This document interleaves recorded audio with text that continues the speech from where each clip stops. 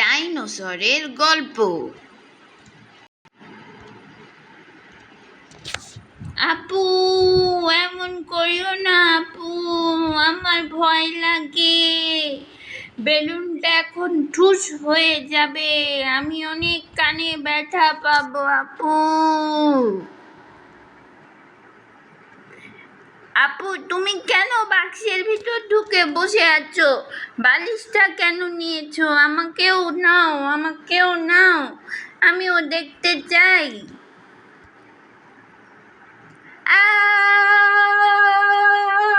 আম্মা, পড়ে যাচ্ছি। আম্মা, কোথায় চলে যাচ্ছি কেউ জানে না, বাঁচাও।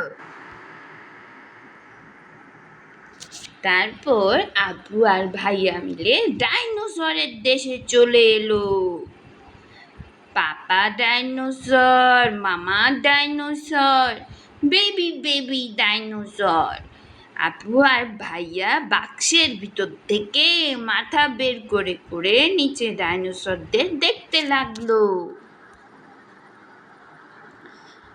মামা ডাইনোসর সবুজ সবুজ ঘাস খাচ্ছে, আর বেবি ডাইনোসরগুলো মামা ডাইনোসরের চারপাশে ঘোরাঘুরি করছে। তারপর আপু আর ভাইয়া অনেক লম্বা একটা ডাইনোসরকে দেখতে পেল। ডিপলু, ডিপলু, তুমি এত লম্বা কেন? ডিপলু, তুমি কি চকলেট খাবে? নাও, তোমাকে চকলেট দিচ্ছি। তারপর তারা গাছের পেছন থেকে দুটা রাগী ডাইনোসর দেখতে পেল। রাগী ডাইনোসরগুলোর মাথায় শিং আছে, ওরা একজনকে ধুসু দেওয়ার চেষ্টা করছে। হঠাৎ পেছন থেকে একটা অনেক ভয়ঙ্কর ডাইনোসর ওদের পিছে পিছে দৌড়াতে লাগলো। পালাও, ডাইনোসর ধরে ফেললো। দৌড়াতে আপু নিচে পড়ে গেল, আর রাগী ডাইনোসরটা আপুর সামনে এসে মুখ হা করে থাকলো। আমি এখন তোমাকে খাবো। আর আপু বলতে লাগলো, বাঁচাও, আমাকে খেও না। আপুকে বাঁচাতে ভাইয়া চলে আসলো।